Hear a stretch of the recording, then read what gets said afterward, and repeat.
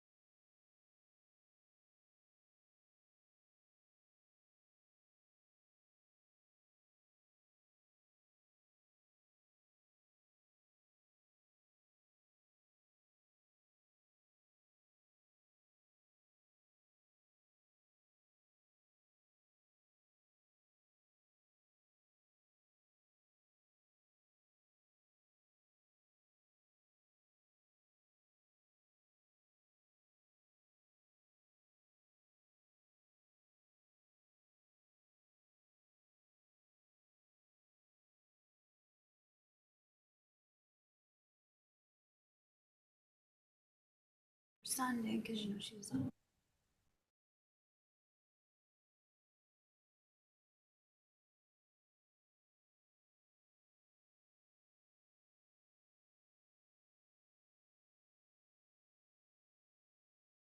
Alrighty, 6 o'clock. We're going to call the St. Clair County Board of Commissioners meeting in order. Pledge allegiance.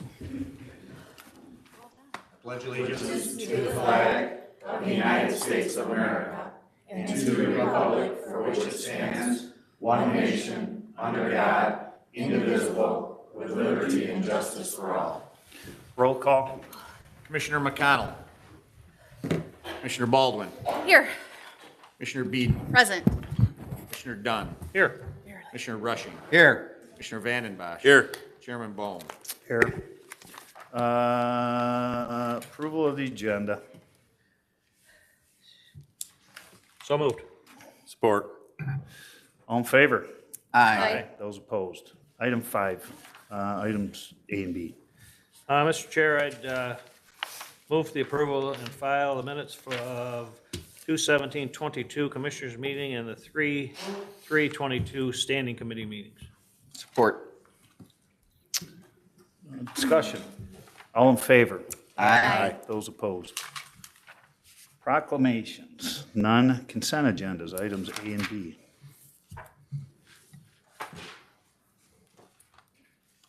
Someone, consent? Oh, I'm sorry. Can I make a motion to approve items 7A through 7B on the consent agenda? Support. Discussion. All in favor? Aye. Those opposed. Item 8, start with Commissioner Baldwin. I don't think I have anything new since 7 days ago. Okay. Lisa? Nothing at this time. David? Nothing. David Vandenbosch? I do want to, we did lose our former sheriff, Dan Lane, a couple weeks ago, and it was a tough funeral.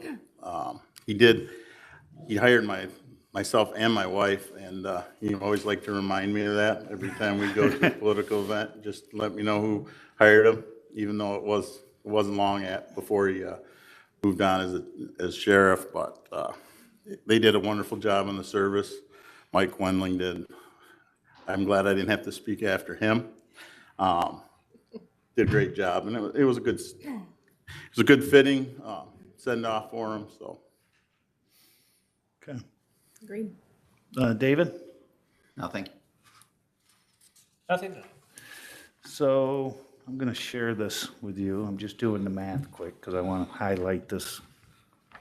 40,000 times 0.15, that's 6,000. Okay.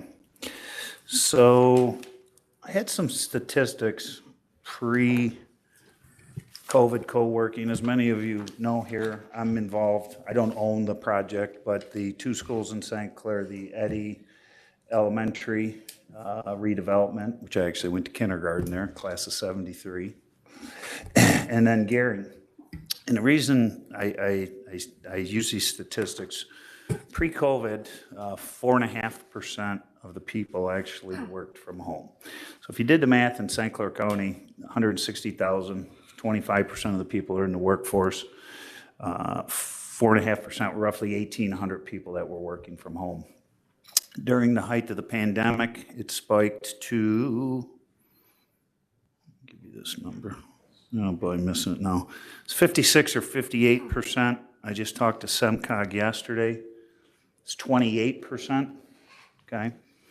And there's a good chance that that number could come down somewhat. But that number is, could stabilize at a 15 to 20%, right? So if you take 15% of the entire workforce working from home, that's actually 6,000 people now that are working from home. I had 5 phone calls last week, people looking for space. They're not looking for 3,000 square foot, they're looking for 300 square foot. So 6,000 people working from home, 10% of them still want to get a space to go somewhere, so on and so forth. Hey, working from home sounds great, but sitting at home 24/7, it's a little old. And I share that statistics with the commissioners because me firsthand helping them fill the facility, which the facility is actually full, but the phone calls that we're receiving that I'm seeing is just, I guess I somewhat underestimated how many people are going to be out there in the market. And the reason I share that with the commissioners is if you have buildings, you have space, you have different things. And David, I know we looked at, Broadway, and we talked a little bit about that down there in Marine City. This is real. This is probably not going away. And, it's obviously market driven, and this is what we're seeing the market being, because my phone's the, one that's been ringing. I've had people that get stipends now, their office, they're not going to try anymore. They're paying a stipend, figure it out, so on and so forth. And there's just, there is a big demand. And originally that Eddy was intended to be senior living facilities. That's where their original intent. They're not doing senior living now. It's going to be office space. It's a couple of you guys been through there on tours and stuff. It's a very neat, cool reuse of a facility, essentially a closed school located right in downtown St. Clair. And at one time we had 7 schools. I got to give the city of St. Clair a lot of credit for being adaptive reuse with the zoning. So it's a lot of different usages, you can actually put in those particular schools. But that thing is a really cool story to tell about a reuse of a school, but also seeing what exists in the market. So shared a little bit with Dan Casey on that. So I think you're going to see that's the next thing that we're going to be having some conversations about. Like I said, I don't need 3,000 square foot. I need 300. I need a place to get a physical address. One thing that I have found out a lot of different, depending on what industry you're in, some industries will require a physical address. They will not let you use your home address. So if you go back to those numbers that I just shared with you, there's lots of, I guess, opportunity moving forward and so on. So just want to share that with you. Interesting. It's a great use for a very, tough building to reuse like that. I mean, those schools have sat empty for Yeah, that sometimes in for years. 1939, the old section, we had a crafting gal that put a craft show on 3 weeks ago. She's going to be a permanent resident. 38 vendors between the gym, her space, hallway. I bet you there was 2,000 people that walked through that building. I couldn't believe it. It was just, so kind of a neat reuse for the old Eddy Elementary. Going to move on. Citizens wishing to address the board. Jennifer Teed. I'm sorry.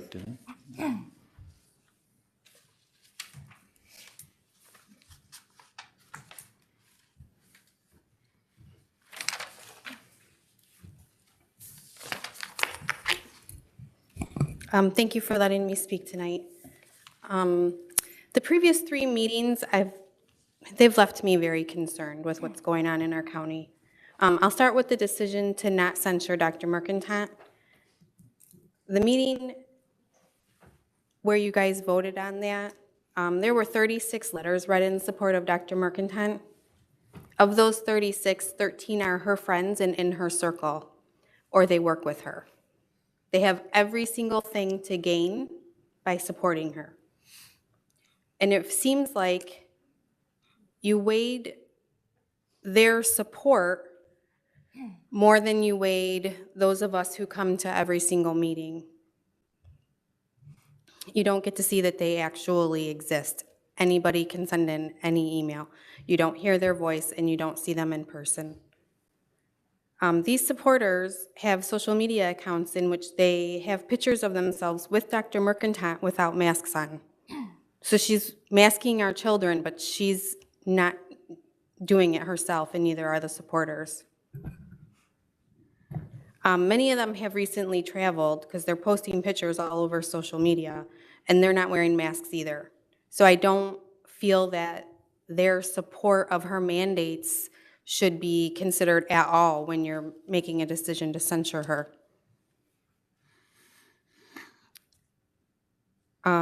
And then there was the last meeting where I left here thoroughly disgusted. I don't know what happened, if those emails were read prior to the meeting or if that was the first time that they were being read, but the personal attacks on those of us who are speaking out against the mandates, that's a road that I really don't think that we should be going down, and I feel like shame on you guys if those weren't read beforehand. If they were read beforehand, you essentially did their dirty work for them. They didn't have to show up. They could say whatever they wanted. They don't have to face the public, and they can attack someone and slander and defame them without ever even having to step foot into this building. I take at least 3 hours out of my day when I come to these meetings, so I think we all do. We're not the same. They're not showing up. They're writing an email. We don't know if they exist. Giving them more weight was extremely unfair. She should have been censured. My daughter was... About 10 seconds. Okay. My daughter was disciplined for not wearing a mask at school. And the thing that I keep going back to is Mr. Vanden Bosch's comment about progressive discipline. My daughter was disciplined more so for not wearing a mask than Dr. Mercant was disciplined for being insubordinate. Thank you. Please, thank you. Jim Thielander.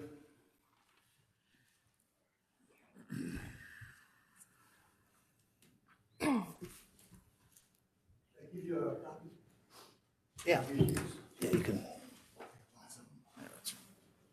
I'll pass them down to everybody if you want. Just thanks.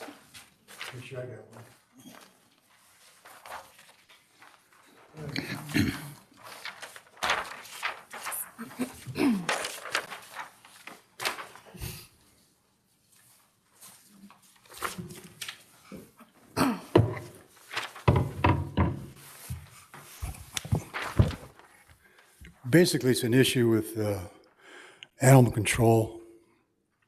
We went up there to take a look at a dog. Met somebody up there who was fostering the dog. And the clerk, or whatever your position was, kind of went overboard and stretched the conversation. Or we wanted to simply walk the dog up and down the sidewalk, just get acquainted with the dog, you know.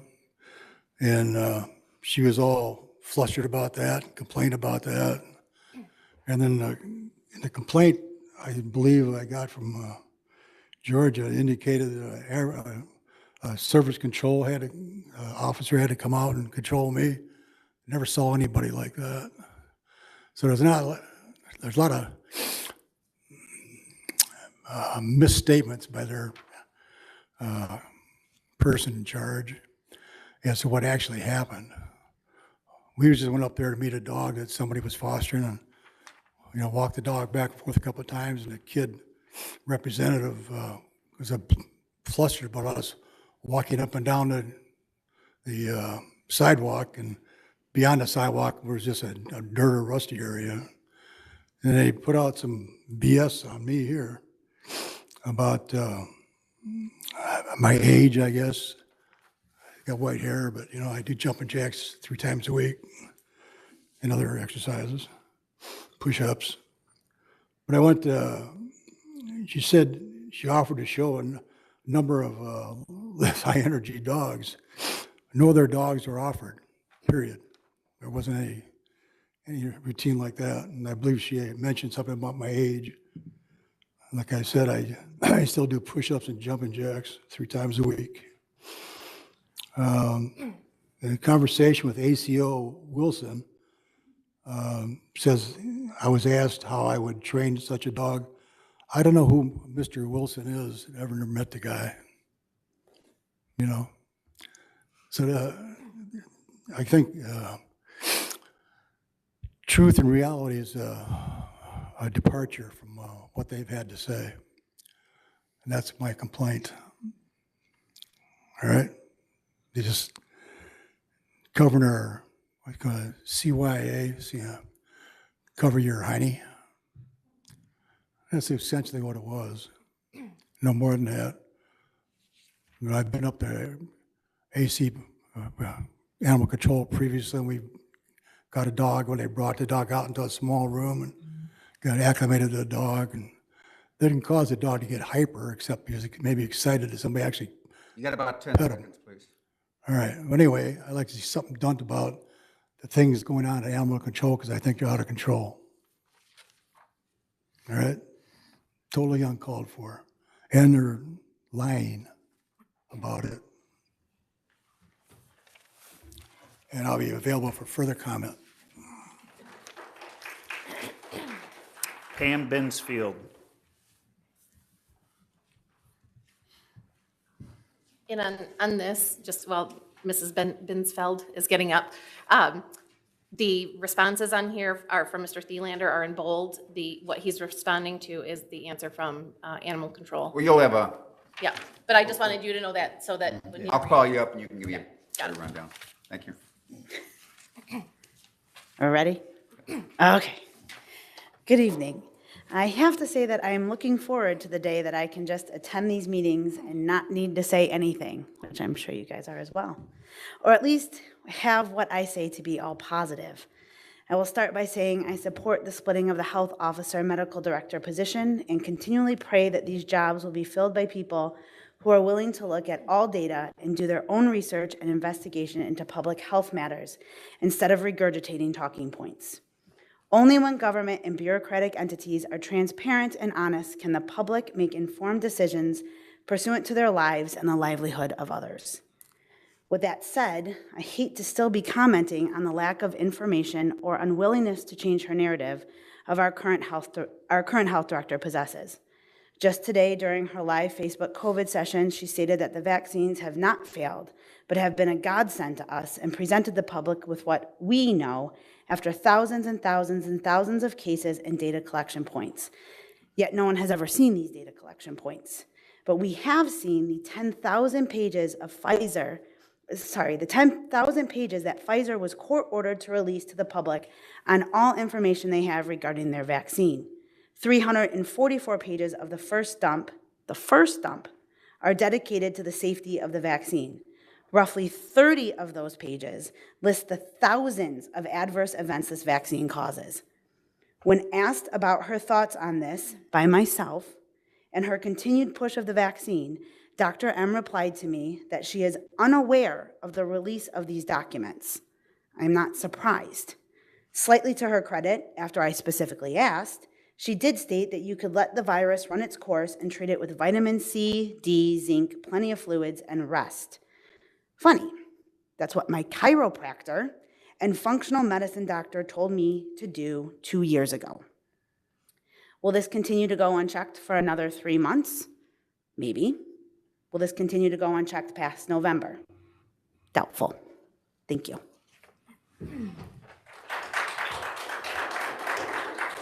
Nicholas Clark.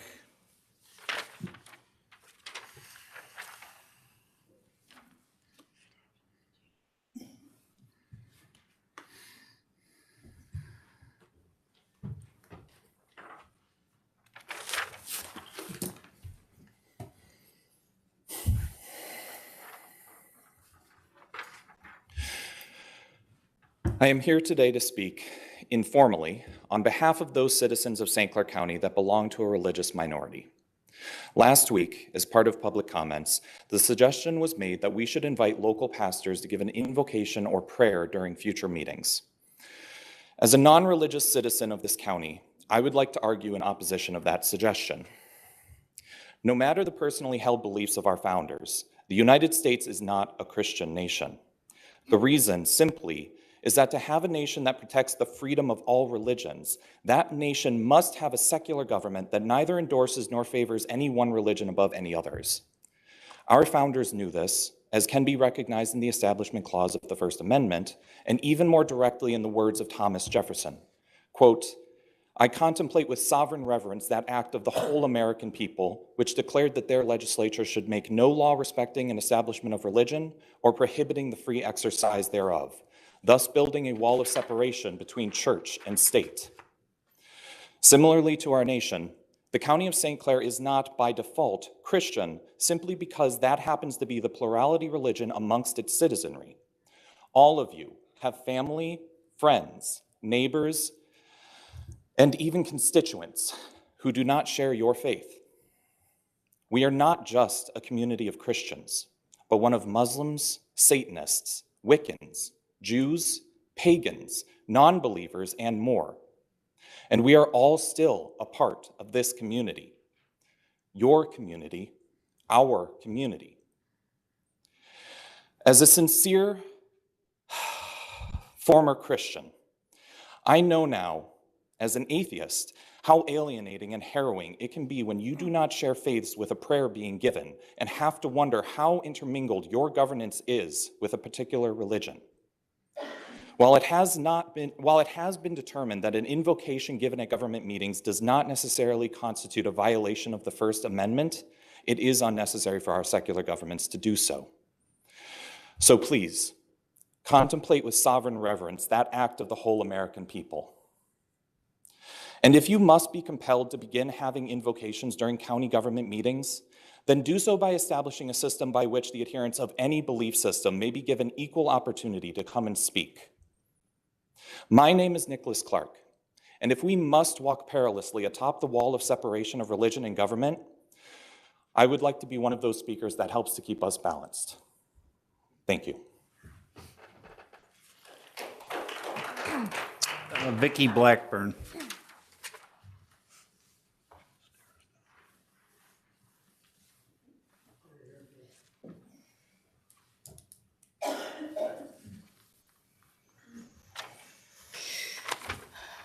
I'd like to thank the two commissioners who voted against posting a second health position.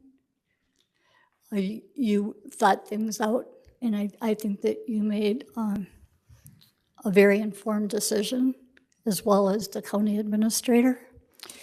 I don't have prepared remarks. I found out about the rescheduled meeting for tonight and the change in location at 5:40. So I raced here because I want to express my beyond belief feelings about the way that you've handled the situation regarding health in our county. And I'm speaking under the gentleman that voted to separate the positions. And I still would say that you would do well to write our doctor that we're talking about a letter of gratitude. A letter of gratitude for all the hours, the 24/7 worry and concern and attendance at vaccine clinics all over the county and standing up for disenfranchised citizens, including persons of color and other people who don't feel that they fit into the bureaucratic system that we seem to have going on here in St. Clair County.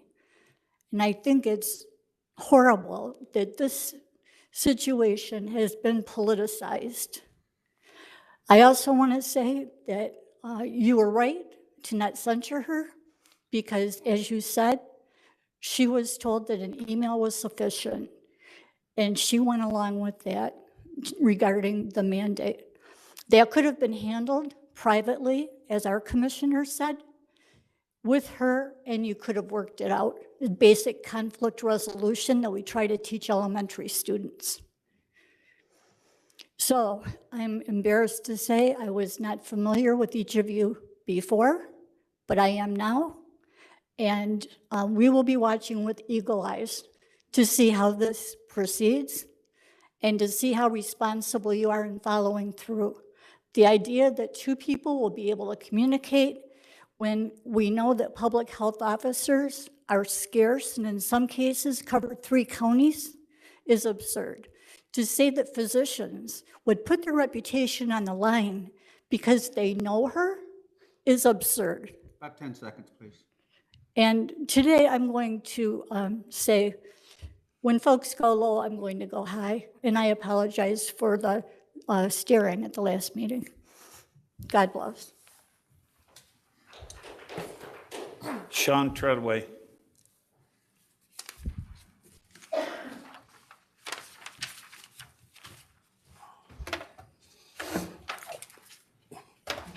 Chairman Bohm, members of the board, I wanted to address comments that were read at the last meeting.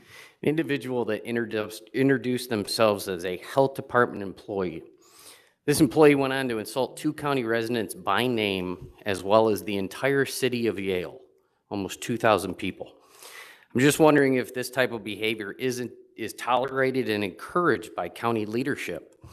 Having employees feel it either be necessary or proper to use public comment to go after citizens of this great county by name may just be unbecoming of an employee. Under the county standards of conduct found under category 300, number 325, it states, any intentional false, fraudulent, misleading, or a harmful statement, action, or omission involving another employee, vendor to the county, or member of the public, that employee shall be subject to discipline up to including termination for unprofessional behavior. A little further down, it also states courtesy and respect. Every county employee is expected to treat members of the public with courtesy, respect, and provide assistance whenever needed. Courtesy is expected whether in person, on the telephone, or various electronic media such as email. I ask you this. Did this employee act in a professional way in keeping with the county standards? We have already had to deal with a director insulting citizens via social media that he feels is okay because it is on his off time. I ask if this type of behavior is tolerated by county employees. If so, should we expect more of this by individuals that are paid by taxpayer dollars of this county? Also on a sidebar, Chairman Bohm, I find it amazing and awesome that Eddie has been repurposed. But I do want to say on record, I do find it kind of bothersome that the East China superintendent half sold the bond that passed 2 years ago that Eddie was at its end of life. Pretty amazing. So just kind of wanted to throw that out there. Thank you. Geneva Bivens.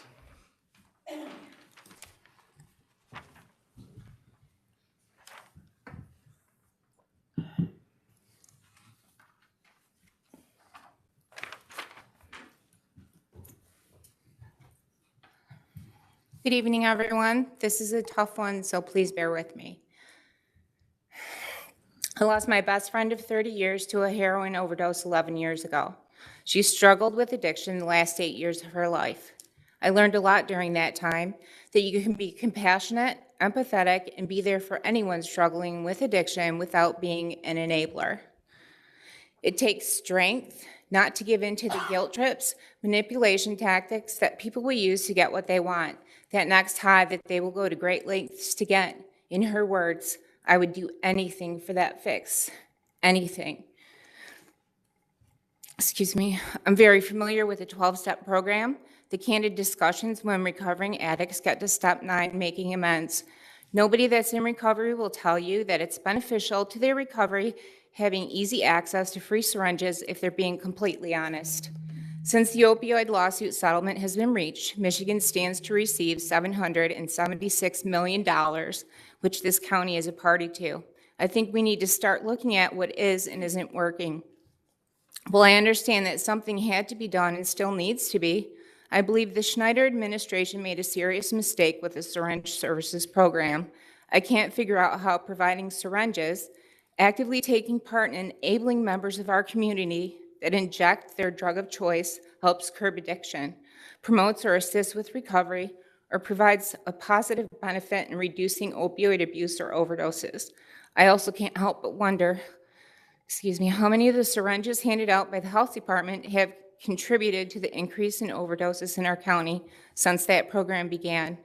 The city of Port Huron, for example, 104 overdoses in 2018, 99 in 2019, 106 in 2020, 115 in 2021. The sheriff's office responded to 17 overdose calls in 2018. That number steadily climbed to 41 in 2021. It's very unsettling that the county is actively enabling IV drug use or drug abuse with the exchange program while also providing step-by-step instructions on the proper way to shoot up. That can be found by anyone, including children and teenagers. I found all of this searching opioid epidemic in our county. The data provided on the health department's website is a snapshot that only covers January through June of 2017. Where's the rest of the data? Does the health department still track this? Or did they stop when they got funding for the exchange program? All of the past and current data should be provided, easily accessible on the website so anyone can access it. About 10 seconds, please. I'm very concerned about safe injection sites. You can keep going. Okay. I'm very concerned about the possibility of safe injection sites opening after seeing news articles that MDHHS is considering opening one in Wayne County, and that being an option listed in Exhibit E, list of opioid remediation uses for the settlement. I really hope this isn't even a consideration in St. Clair County because I believe this will only make things worse. I think we need to focus on putting those funds toward recovery services, Mercant and other programs like NA that play a part in recovery in overcoming addiction, not feeding it. In closing, and in loving memory, of my best friend in her battle with heroin addiction and all others battling addictions, God grant me the serenity to accept things I cannot change, courage to change the things I can, and the wisdom to know the difference. Thank you. Okay, we're going to move on. There's no unfinished business. We're going to go to item 11A, the Community Mental Health Board reappointments. At this time, I move to approve the reappointments of Lori Ames, District 7, Anthony Essien, Member at Large, Martha Partapilo, Member at Large, and Antoinette Tucker, Member at Large, to the Community Mental Health Board, each for a 3-year term expiring March 31st, 2025. Support. Discussion. All in favor? Aye. Those opposed. Item B, contract approval request. This time I move to approve the agreement with Synergy Engineering in an amount not to exceed $12,350 to provide and install exhaust fans at Animal Control. Support. Discussion. Roll call. Commissioner Vandenbosch. Yes. Commissioner Baldwin. Yes. Commissioner Beeden. Yes. Commissioner Rushing. Yes. Commissioner Dunn. Yes. Chairman Bone. Yes. Item C, raise the age. This time I'd like to make a motion to approve the Circuit Court Family Division's intent to apply for the Raise the Age 2023 grant in the amount of $254,680. Support. Thank you. Discussion. All in favor? Aye. Those opposed. Aye. Item D, Drain Commissioners Report. Mr. Chair, I'd like to make a motion to receive and file the 2021 Drain Commissioners Annual Report. Support.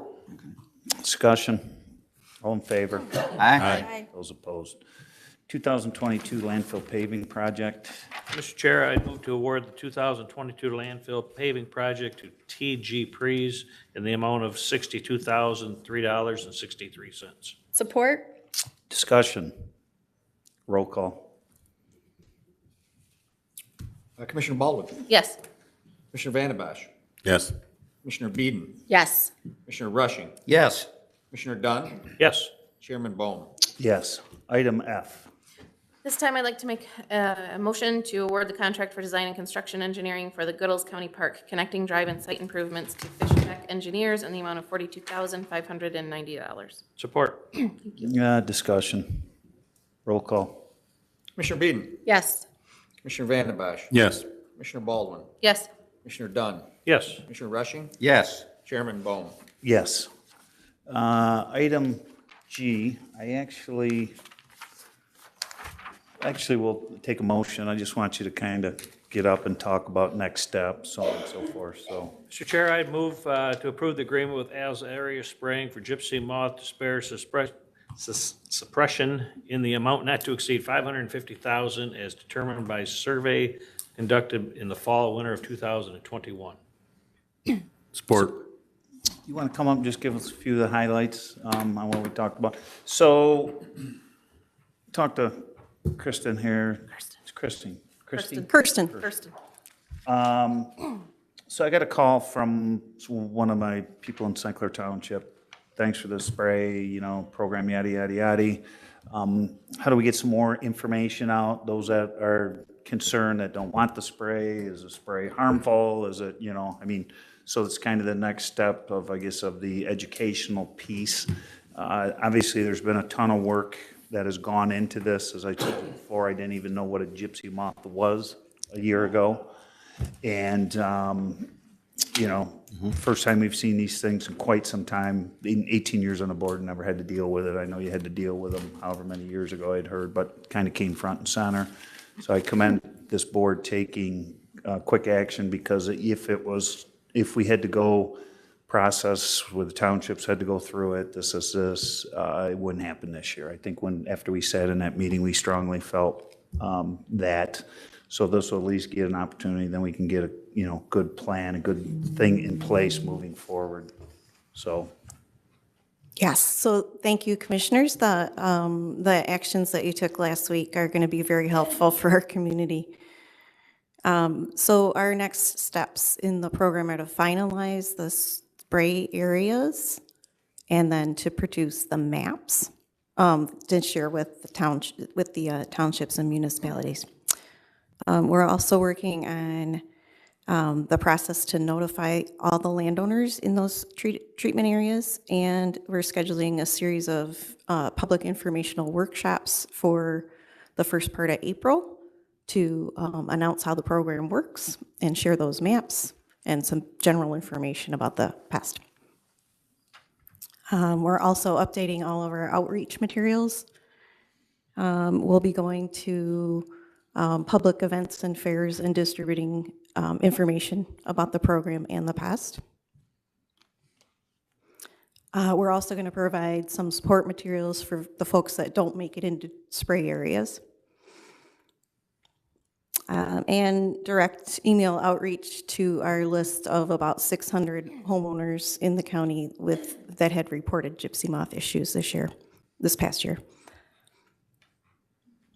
And then we'll be moving forward on legal notice and notifying schools, police, fire, that sort of thing. Okay. Ew. I had a gentleman contact me last week from Greenwood Township. I did talk to Carrie about it, and she said all residents will be receiving a letter with a chance to opt out if they so choose. Yes, that's correct. So that's why we're trying to make sure that we get the spray areas finalized so that we can get that list of homeowners that are included. And then we'll reach out to them directly. Each and every one of them will get a notification letter that will include opt-out instructions. So if there is someone that does not want this spray, they will have the option to back out of it. I will be reaching out to every single one that opts out to see what their concerns are and to see if we can resolve those. So question, if I opt out and Dave gets his yard sprayed, what does that do to my yard from? Depends on how close you are to each other. So if you're in two different spray areas, your opting out isn't going to affect someone else's ability to get sprayed. But if you have more than one person in your spray area, so if you have something less than, say, 25 or 40 acres, and there's multiple people in a spray area, then you could affect your neighbor's ability to participate. This gentleman had 34 acres. I did pass the information on. Great. You guys said he would have that opportunity, so thank you for that. Yeah, any other questions? David? And I guess that's for us. It says contract start date. Is that when we approve this tonight? Yes, that's correct. I will, if the board approves this tonight, I will get the signed contract to the vendor tomorrow, so he can start working, getting all the FAA permits and all the permitting that's required. Wouldn't it be better to have an opt-in where you want to spray than opt-out? I'm just asking. Yeah, well, you would think that, but the timeline is such that we have to assume that people want in. Just because he asked that question, if These people asked to be put into the area, right? Okay, that's who's going to get sprayed. Yes, so to me, the opt-out, right, would be The vast majority asked to be included in the spray areas. There are people who, for instance, they're in between two people who did ask to be included, and they have to be, because the air paint can only fly so carefully, right? So I don't think you're spraying anything in Riley Township where I live, but you do have 40% of Memphis, 247 acres. Right, yep, we're working out what's going to happen in Memphis right now. Whenever, I just want the information when we get it. Yes, Whatever you absolutely. come up with, I'd like to have it just because that's Mhm. area. You have half a gallon. This room, and Dave could probably have a better estimate, but this is less than 1/8 of an acre. You're going to be putting half a gallon on a full acre. That's 64 ounces to cover a full acre is going to take care of this thing? Yeah, it's amazing how fine a mist it is. You can barely, you can be staring right at a spray boom from inside the cockpit, and you can barely tell anything's coming out. It's that fine of a mist. Okay, because well, I've got 160 acres. If I was to, which I'm not getting sprayed, but on 1 acre, 1 ounce won't hit, you'll have less than an ounce on each tree. Yeah, like, he was, I've just. yeah, no, you're right, it's. And I know it's very safe. Yep. We wouldn't be doing this. Yep. No, that's right. It's a great question, but the That's droplet size is microns. Hey, Jay's actually been in, I'm gonna let Jay So chime in. I've got 120 acres up north. And back when you said the last time this occurred, which was actually, I think, in the 90s, when it was this bad up north, we were in the spray program. And I'm going to tell you that they devastate trees. When I say devastate, I mean 3 feet diameter healthy oak trees dead in one season. Now, I'm not taking a position on spray, chemical, that kind of stuff. That's entirely up to everybody as an individual. But the spray program worked up north. There were tracts of lands that did not participate, and essentially every oak tree in the tract was dead, really. And it preserved my property. It preserved the trees. Just from a perspective, and it was the same. The stuff is pretty amazing. Now, I don't know the ins and outs on the chemical composition, good, bad, indifferent, healthy for me. I don't know that. I wouldn't even pretend I know that. But it does work. It definitely works. I paid the fee to be in the program. So we want to move forward, but on my property, I got 40 acres of woods just on that. And we have, and I'm not an arborist or anything, but I can tell a red oak and a white oak and a tin oak. So when I walk out there, and there was all kinds of gypsy moths out there, and we lost leaves, but didn't harm a single one of my trees. Every one of them was fine. So. But we also had a wet season after their attack. If you had a dry season after they fed, they could re-leaf last year. And that's a rare, I'm just saying why this year wasn't as bad, or last year wasn't as bad as it could have been. I got 50,000 ash trees dead on my property from the ash borers, so you can't walk through my woods except where I've cleaned out the trees. Yeah, the spongy moth, gypsy moth, that, it's not like that. It doesn't outright kill trees one Any other season, questions? so. Yeah, I'm sorry. Roll call. Commissioner Baldwin, Yes. Commissioner Vanden Bosch, Yes.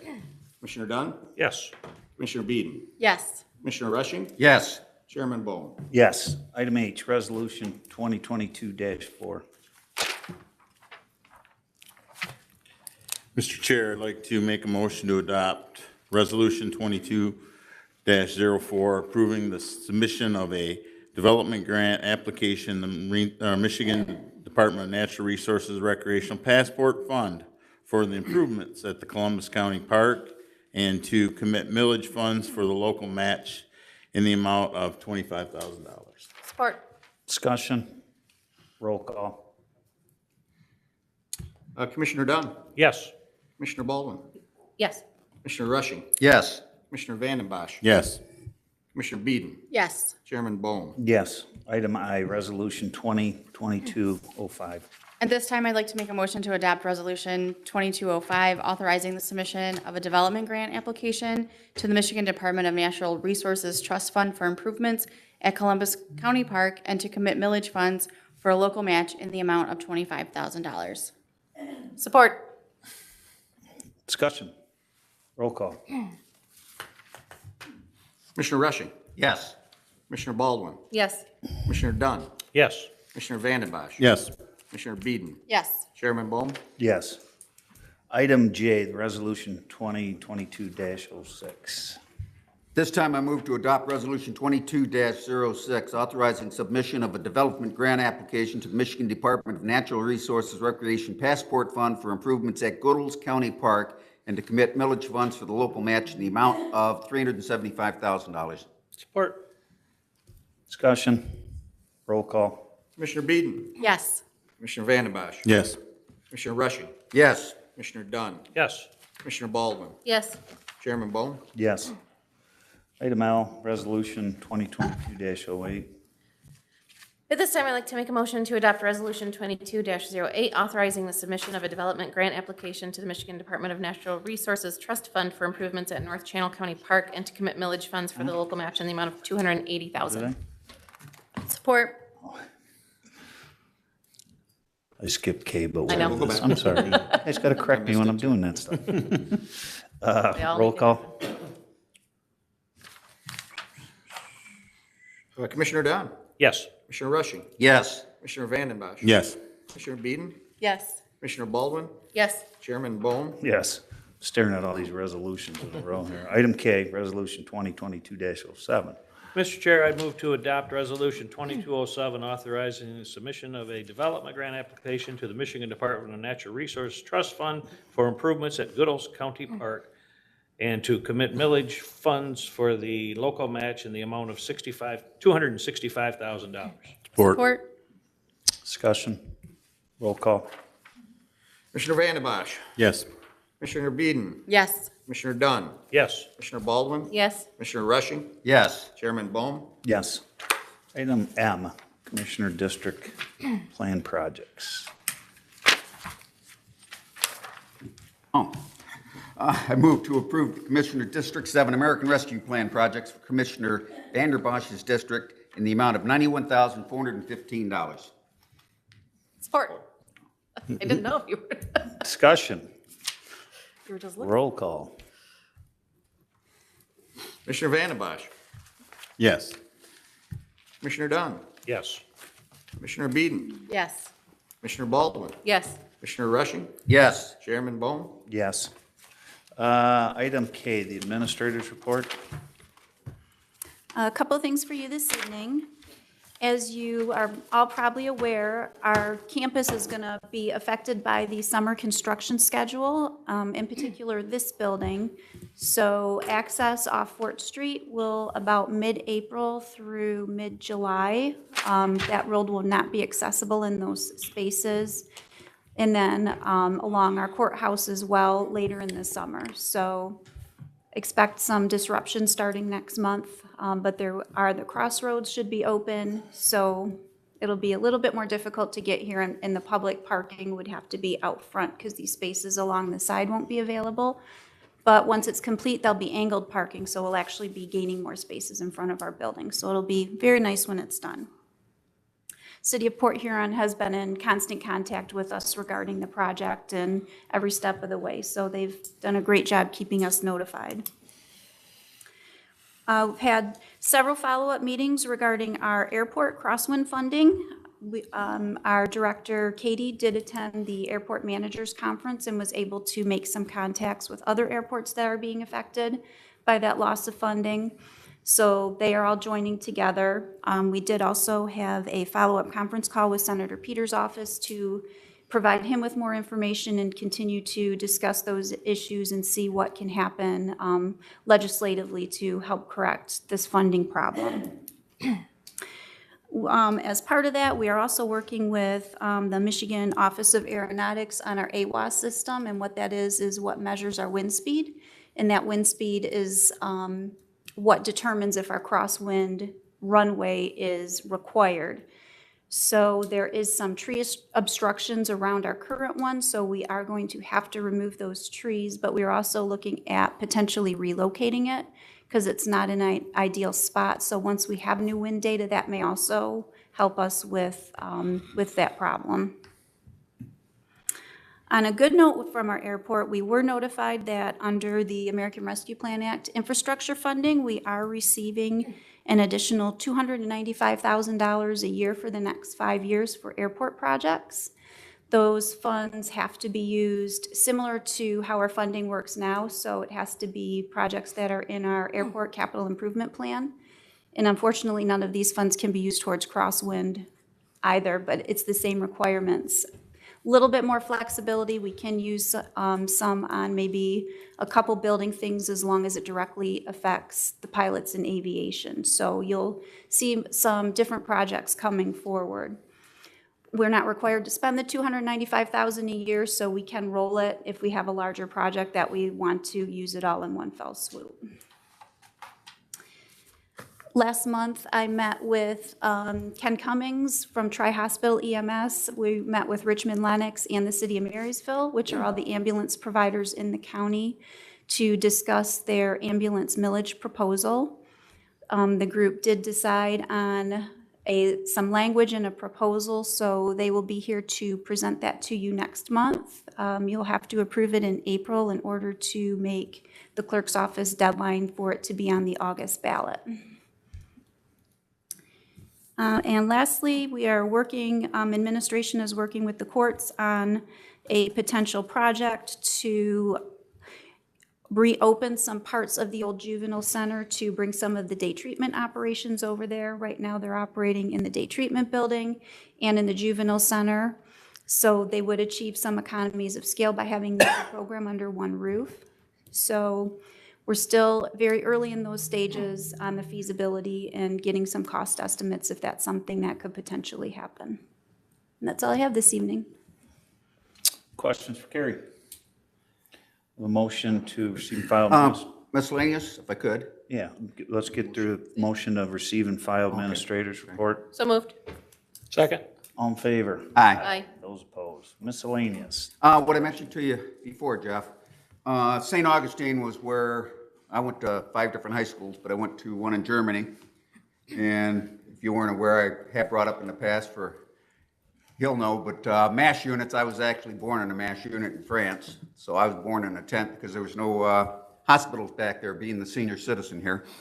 But my high school, Zweibrücken High School, we are going to be taking this. It's going to be very fast moving. Gino has already given me information that the convention center is available for June 23rd through the June 26th. I'm waiting for an answer from Samantha to book around 50 rooms to 70 rooms. And people are potentially going to come here. We came in second place, but St. Augustine, we received information from them last night. So we had a meeting of the board. We have a president, I'm the vice president, secretary of treasurer. So what we're going to do is propose to all the Zweibrücken members throughout the world, mostly in the United States, but we'll have some coming from Germany also to this. But potentially we'll have them here in June, so. You've actually I'll had those update guys- you. You've had them in town a couple times. You've had those guys in town a couple times. They've come to my place. Yeah. And I host the reunion at my place, a much smaller reunion. And I got a caboose they sleep in, I've got travel trailer, I got a 6-bedroom house, they sleep there, they tent. And so they come out to our place, we have a pretty good party every year, but that's on the off years. We're gonna do it this year even anyways on 4th of July, so they're gonna be coming the 2 weeks after our regular reunion anyways, 'cause we have a blast out there. Yeah, good, David. Good bringing people to the area. Oh, geez, I'm sorry. Receive and file. Mr. Chair, I'd like to make a motion to receive and file packets that were sent to commissioners' packets at their places and any other information presented. Support. All in favor? Aye. Adjournment. Motion to adjourn. Support. All in favor? Aye. Aye. We are adjourned.